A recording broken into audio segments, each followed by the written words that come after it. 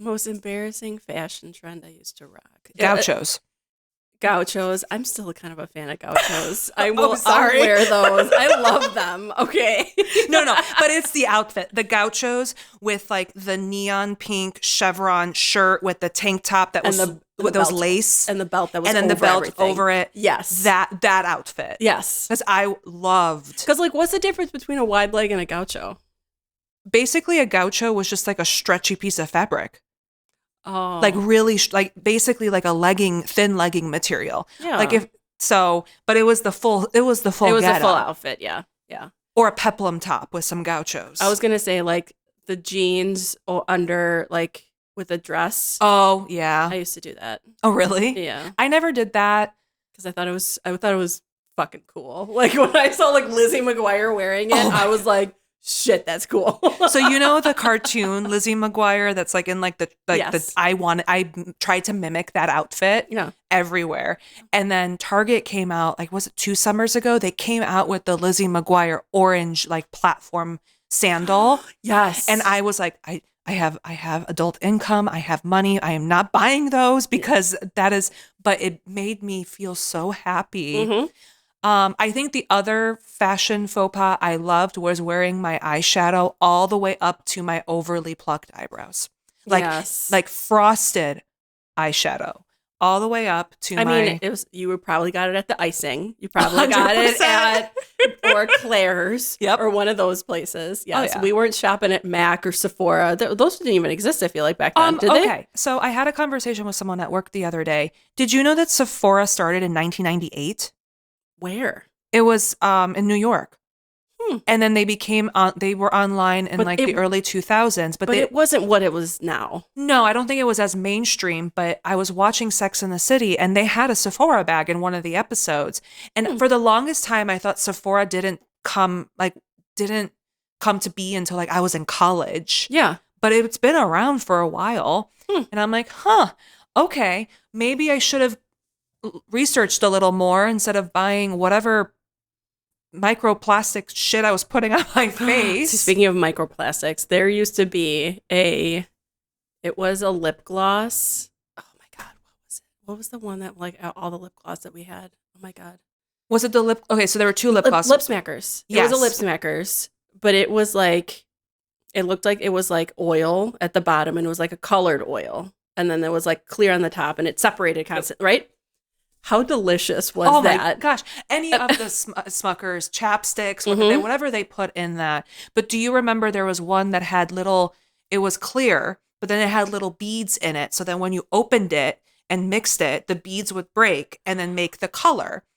But then where would the micro beads go? In us. And then we would go, and then we'd have this lip gloss and we go, this tastes so good. Yep.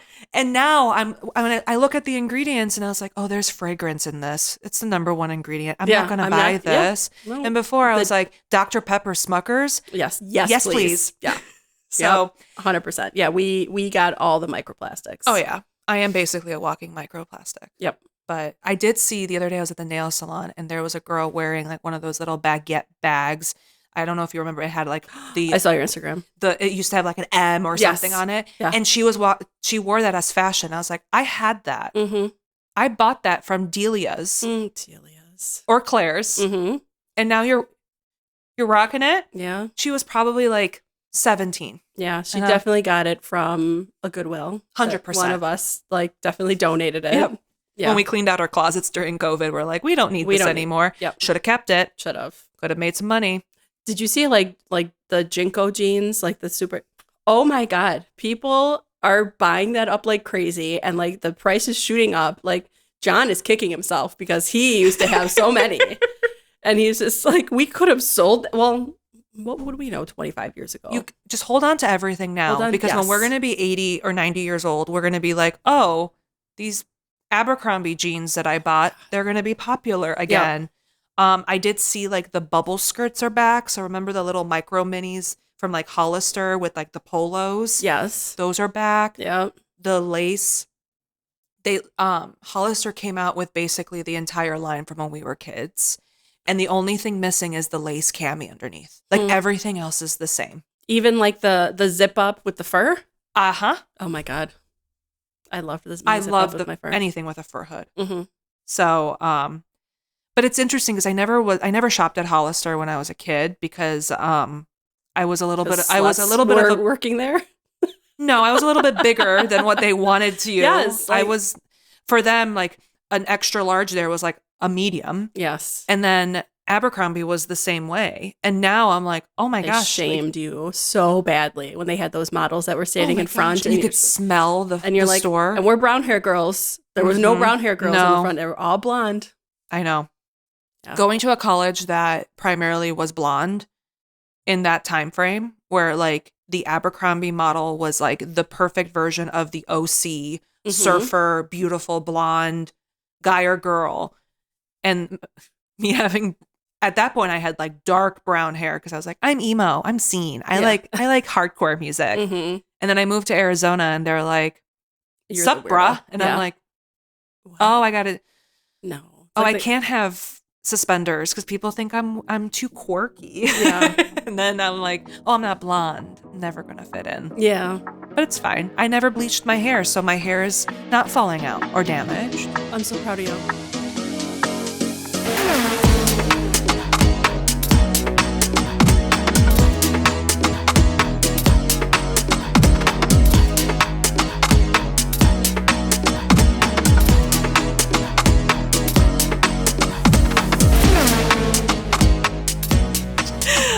All right, do you want to get into this? Yes, yeah. So we're in a bye week, right? We got a little bit. I don't want to say dead zone, but a little bit. It is the IndyCar dead zone. But after this month, chaos ensues. And it's going to just be back to back for the month of May. It's back to back until August. Yeah. We're gonna be yapping for basically. They don't really have any breaks. Not real, not this extent of a break. All right, let's see how much I know. So they have Barber the first week of May, then they have the Indy GP, then they have IndyCar qualies, then they have and Bump Day, then they have the Indy 500, then they have Detroit. They go to Detroit right after. Then they have. Is there a break between? There has to be a week break after Detroit, unless they go. Yes. Okay, then they go to Road America. Yep. And then they go to St. Louis, Ohio. There's a break for that. Okay. So from June 22nd to July 6th. So it's a busy schedule. Yeah. But we're in a dead zone and we're here to talk a little bit about some news that has happened. So basically, we talked about this in our last episode about the IndyCar in-car graphics and all the changes that they're making. So apparently when Fox does like the in-car cam and shows like when they're pressing the brake pedal and like how fast they're going, it's covering up all of the sponsorship, which is in the inner halo of the aero screen. And so a lot of teams are like, you can't put that on every time you show an in-car view because we specifically sell that real estate for sponsors that want to be seen during that moment. And the thing literally covers the entire thing. Yeah, so teams pay a lot of money for that. It could cost up to about $350,000 a season to sell for those in-car sponsorships. Ooh. So by Fox overlaying that, it's caused a little bit of a headache with the teams being like, yo, don't put it up every time. Maybe once in a while or during like key moments or replays. But like, we need this.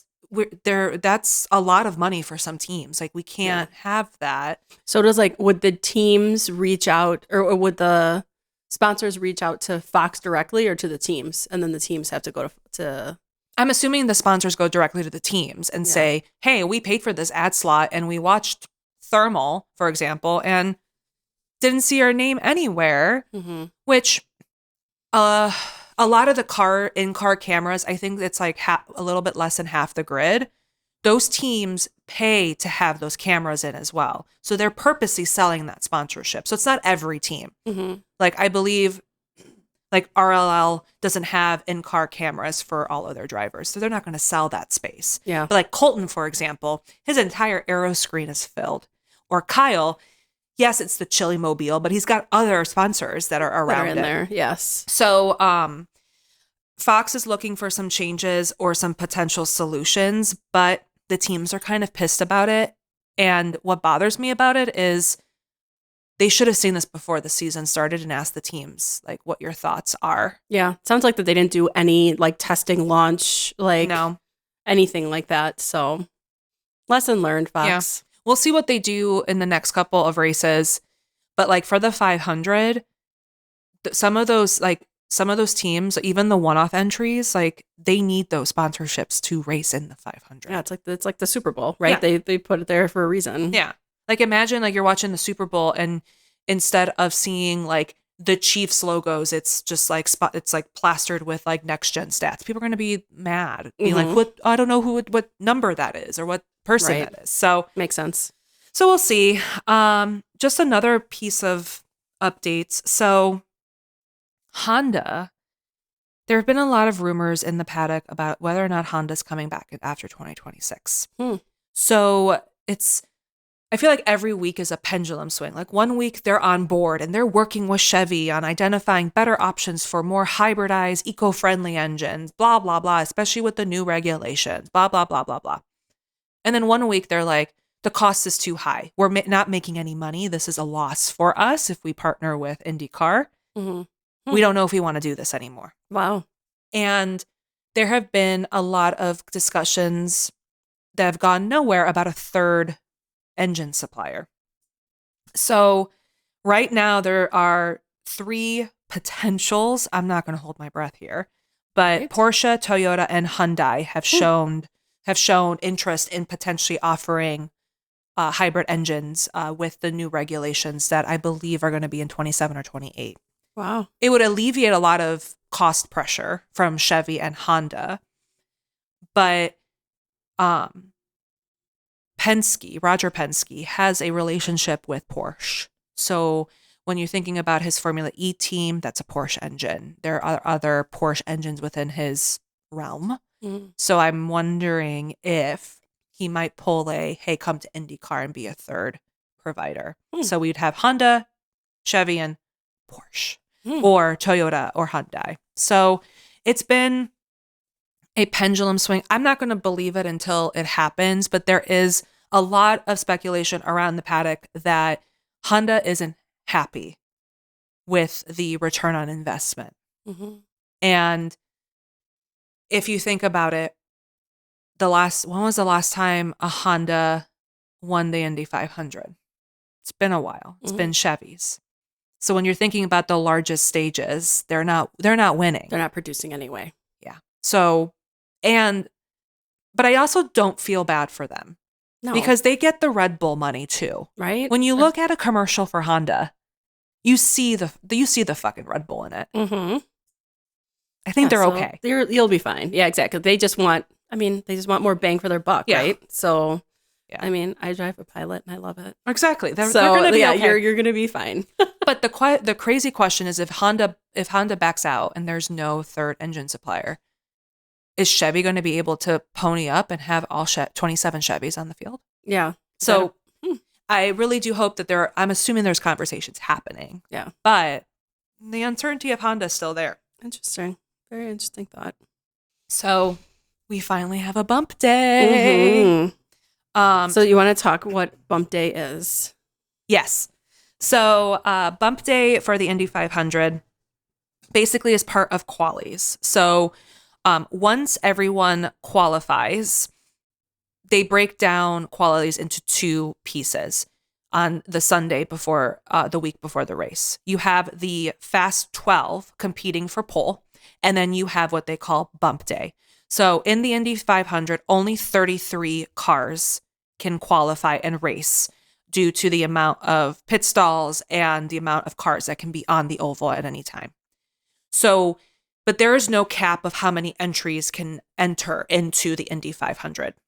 So if there are more than 33 drivers, so let's say there's 34, the last 5, I'm blanking here. I think it's 5 drivers with the 5 lowest speeds go into a bump day where they compete, and the slowest of that 5 gets inevitably bumped.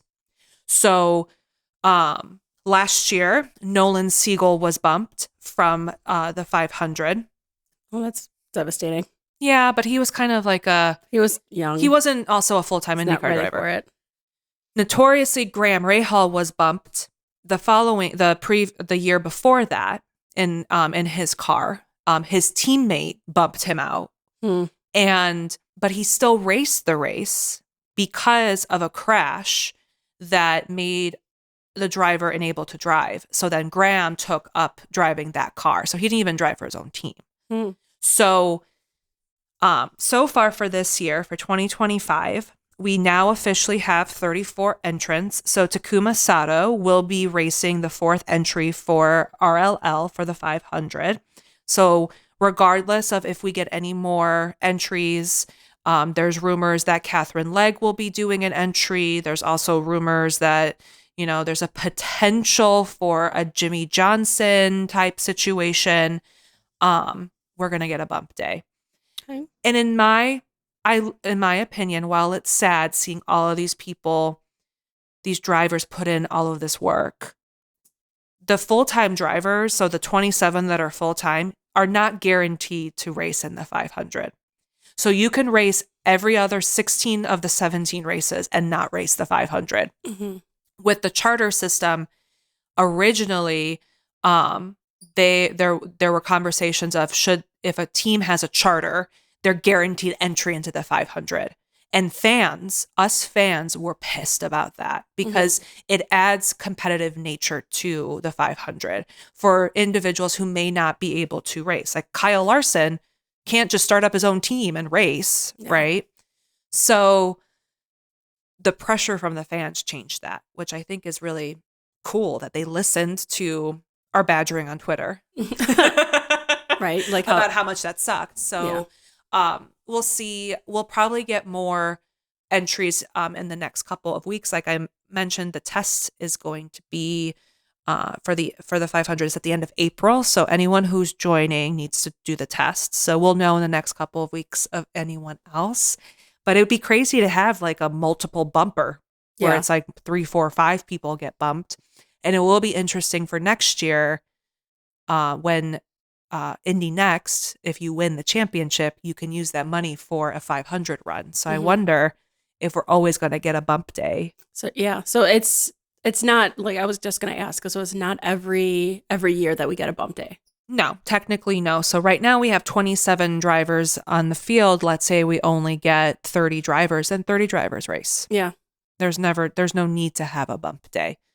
But better television when there's a bump day. I was going to say, it makes it more fun to watch. I literally watched Graham Rahal cry and bawl his eyes out on national television when he was bumped. Sad. And he wasn't mad about being bumped by his teammate, but like just not being able to race. Right. Everyone wants to win in the 500. Or even just be able to race in it, right? So we'll see if there's any more confirmations. But from confirmation side, we did get the dates released for Arlington. I'm so excited. So it looks like Arlington is going to be the weekend of March 13th through 15th in Arlington, Texas. For those of you who are not aware about what the Arlington race is, it's going to be about a 2.7 mile circuit that's going to be around AT&T Stadium, Globe Life Field, and another stadium in the area. Choctaw. There we go. The most notoriously known AT&T Stadium for the Dallas Cowboys, and Globe Life Field being for the Texas Rangers. So it's got a lot of eyeballs on it. They're like across the street from each other. So I've driven past this. My brother lives down there, and like it's gonna be huge. I'm very excited for this to happen. Yeah, it's going to be huge. Yeah. Anything Jerry Jones touches is always huge. And you're going to add Roger Penske into the mix. It's going to be over the top. I hope the racing's really good. It's going to be a spectacle. Oh, it has to be. There's going to be Dallas cheerleaders everywhere. Yes. Dallas Cowboys players, some baseball gods from the Rangers. Yep.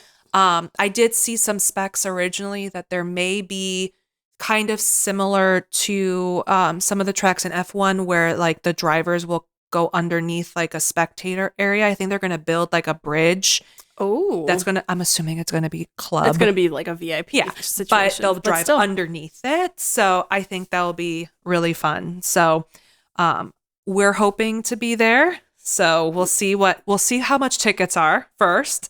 Yes. And if they're thermal priced. I doubt that they're going to be thermal priced. It's going to be, there's a ton of space. I think so. Right. So hopefully it's not going to be too outrageous, but plenty of parking. Plenty of parking. If they can do it for the Cowboys, they can do it for IndyCar. 100%. So super excited. It's going to fit perfectly after the St. Pete opener. Makes me start to actually think maybe thermal will get off the calendar because I don't think you can do St. Pete, Dallas, and then thermal. Yeah. Like, I don't think, and it sounded like the drivers weren't really thrilled with thermal. So we'll see. And, even though it's technically not a race in Mexico, Pato is still going to be able to race in Texas. So I'm assuming he'll call it a home-ish race. Yeah. He's going to get a lot of hometown love for sure. Yeah. And he better. He'll be awesome. So that's all the news for now. I'm assuming with IndyCar, there'll be more coming. So we'll always keep you updated on what's happening. But we have a little bit of a fun segment that we want to share with you. So I thought it would be cool to talk about some of the all-time best drivers of Indy. So through, the 60s, 70s now. So I do have like a top 10 along with some honorable mentions. So let's talk about my honorable mentions. Let's do it. So I have 3. So Sebastian Bourdais is my 13. So he's French. He has 37 wins and 4 titles. Wow. Pretty impressive. But his most impressive fact is 2013 was his rookie year. And in his first race as a rookie, he placed pole. Wow. So showing up hot. Right, exactly. And I think he ended up going to F1, if I'm not mistaken, or he came from F1. I'm assuming he had to have come from the European market. Yes. He does now race in endurance. So he does like Le Mans and things like that. I think that's like the natural progression of it. Yeah. Like once you hit Indy, then like you go to like the Le Mans and the Daytona 24, right? Yeah. So yeah. That's awesome. Yeah. Showing up really strong. Yes. Okay. 12 is Emerson Fittipaldi, Brazilian. So Fittipaldi, very well-known family name, right?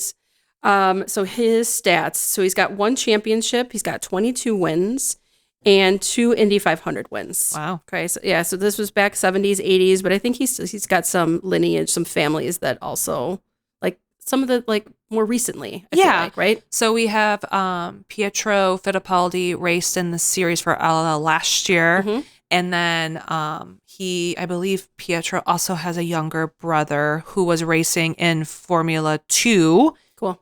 At the time, Pietro was an IndyCar. So racing is clearly in their blood. Yeah. And Pietro, while he's not racing on the IndyCar circuit, is doing other racing series and is also the reserve driver for the Haas F1 team. There we go. So, yeah. So, and we have, you guys notice that there's a lot of family legacies in this top 10 list. So, but my last honorable mention is Mr. Will Power. So still active. He's definitely going to be on this top 10 list one day.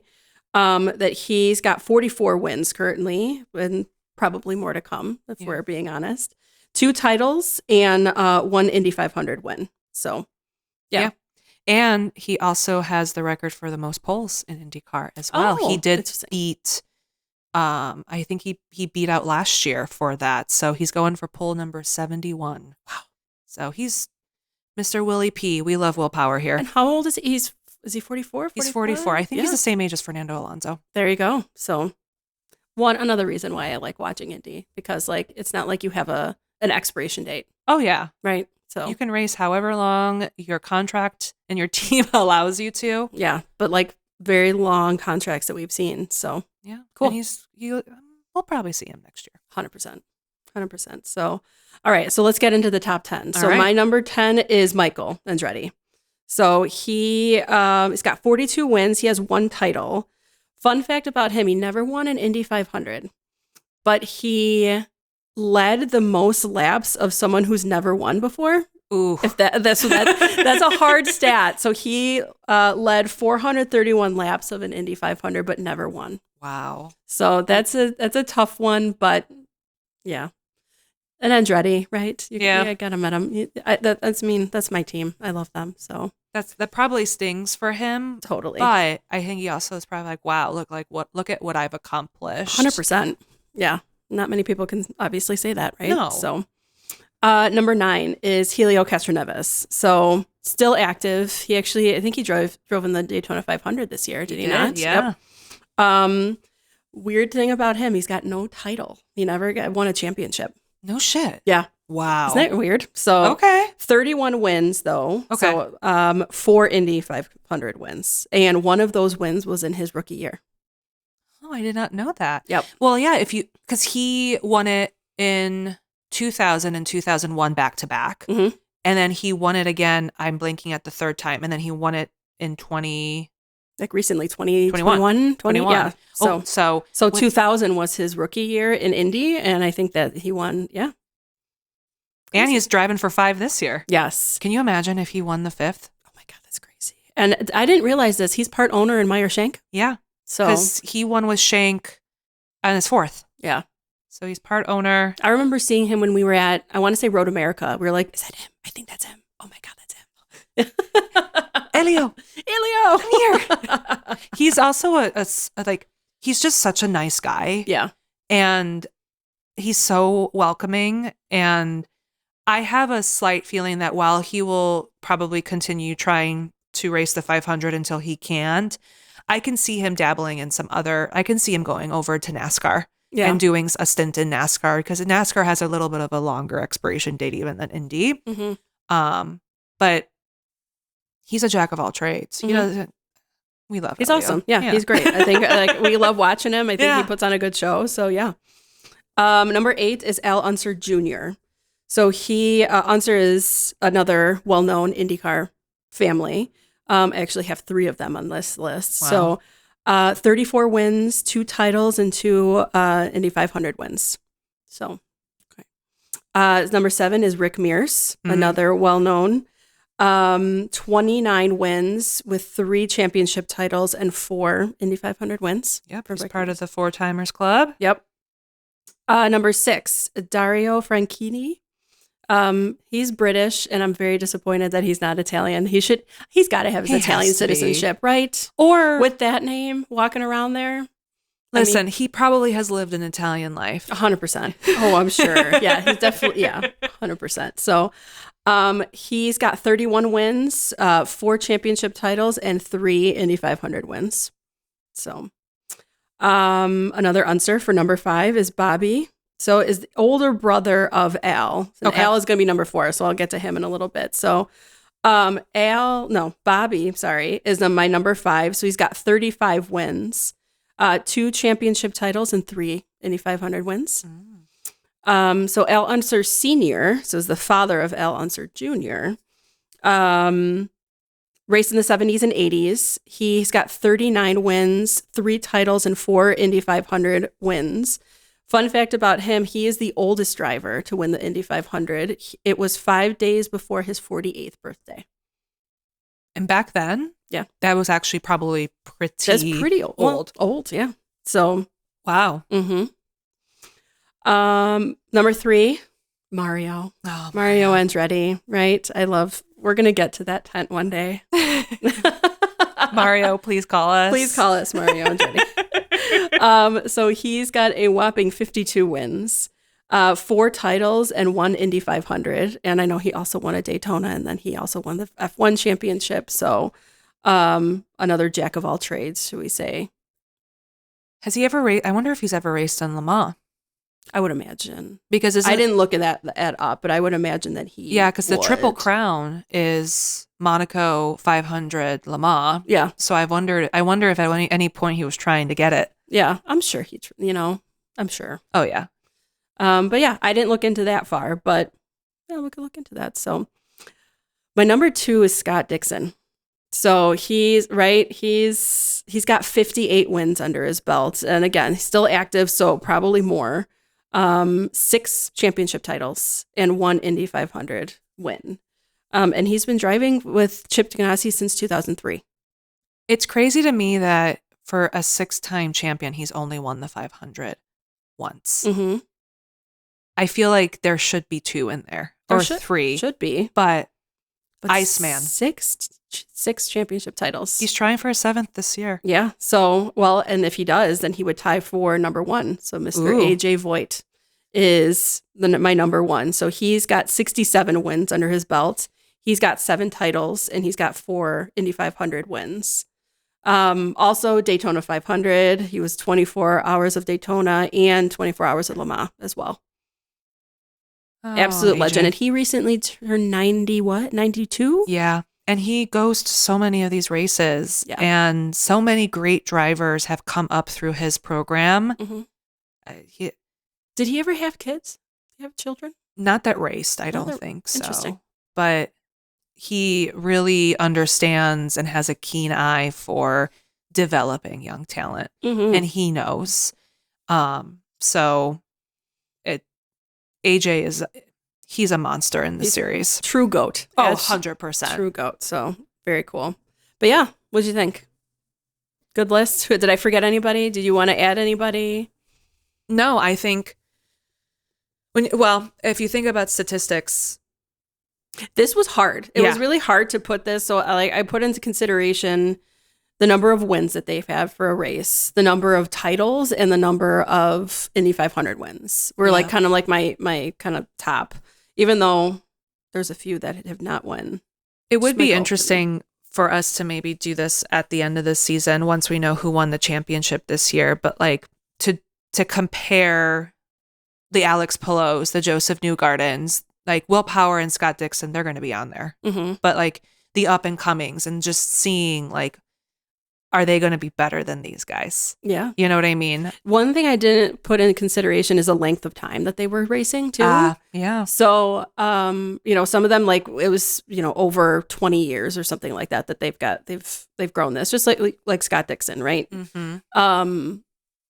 Maybe next time we'll think about that to see what kind of time frames. I don't know. Yeah.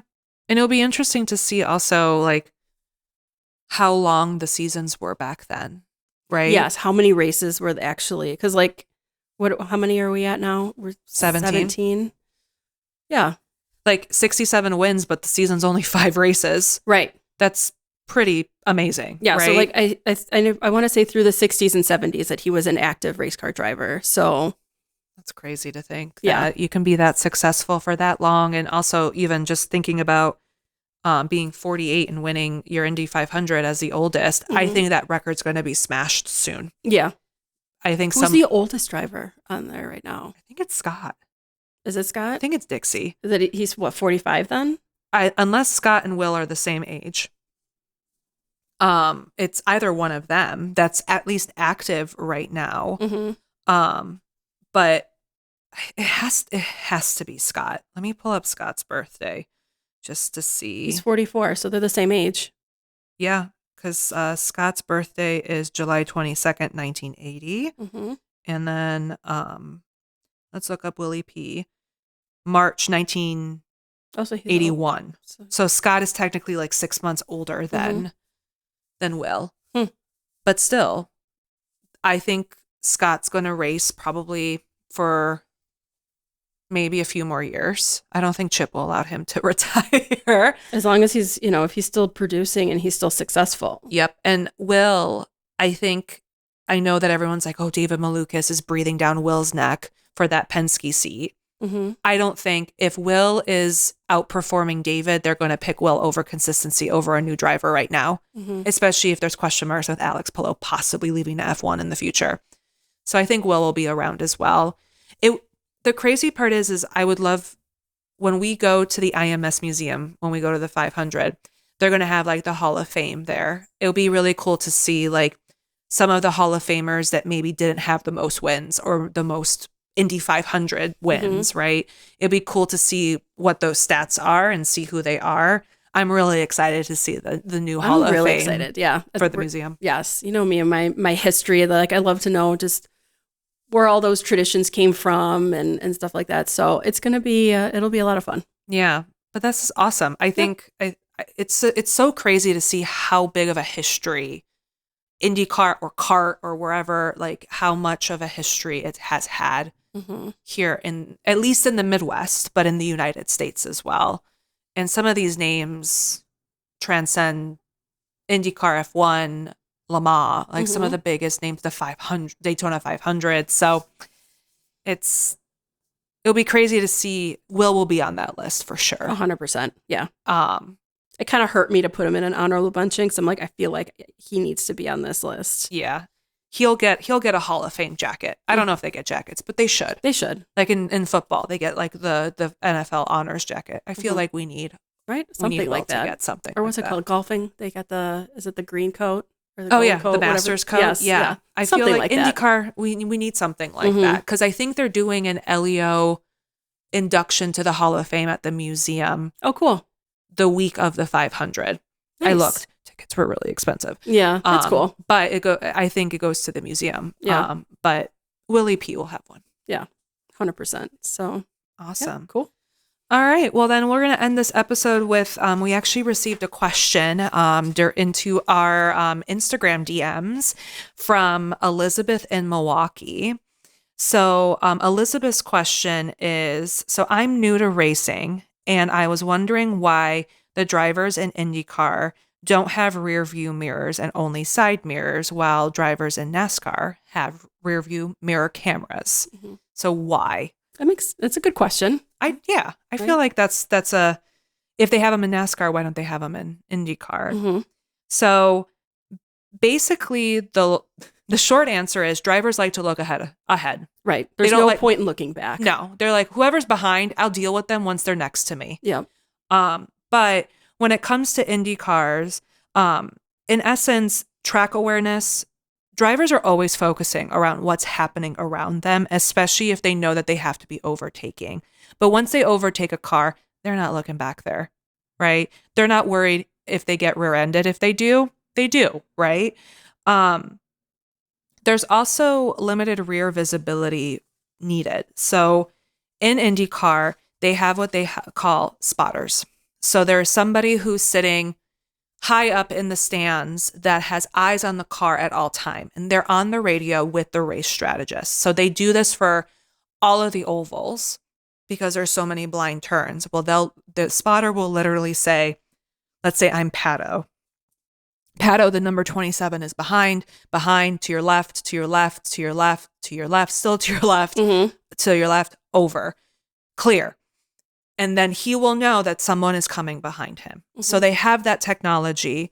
And also aerodynamically, if you put a rearview mirror in the aero screen, it's going to ruin the aero and it's going to ruin the effective way of a car going fast. And even if you think about it, like where would be the best place to put it? Right. They're too low to the ground. Right. Like there's no way, you wouldn't be able to put it on the halo. You wouldn't really, there's really no ideal place that you would have to put something like that. So. No, I do think that maybe in like 2070, where they would put cameras in the helmet where you can see like kind of like a Google Glass type of thing.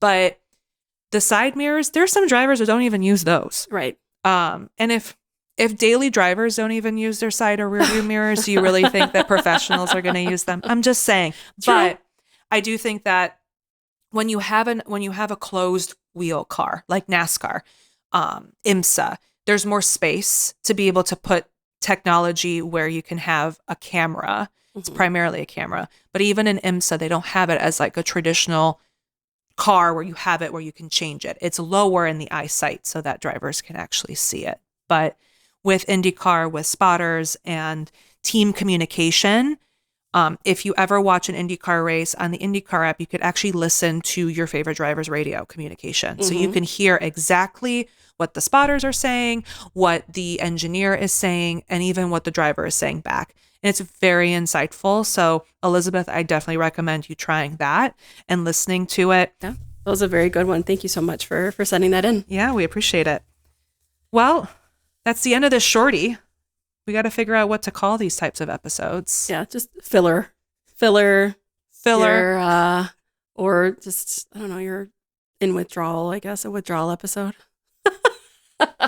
You need more racing content? We got you. We got you for sure. Well, we appreciate that you listened to this episode. As always, please leave a like, comment, and subscribe for more additional content. We are going to be kicking off the month of May soon. So there's some fun things that we are going to be launching during the month of May. So please follow us on Instagram, Threads, and BlueSky at Lap It Like It's Hot. And if you always need more content or racing news or anything along those lines, follow us on YouTube, Spotify, Apple Podcasts, or wherever you get your podcast listening needs met. We will be there. And we hope that we'll have another episode soon talking a little bit more about Long Beach. Yes. So Awesome. Thanks everyone for listening. We'll see you next week. Thanks, guys. Bye.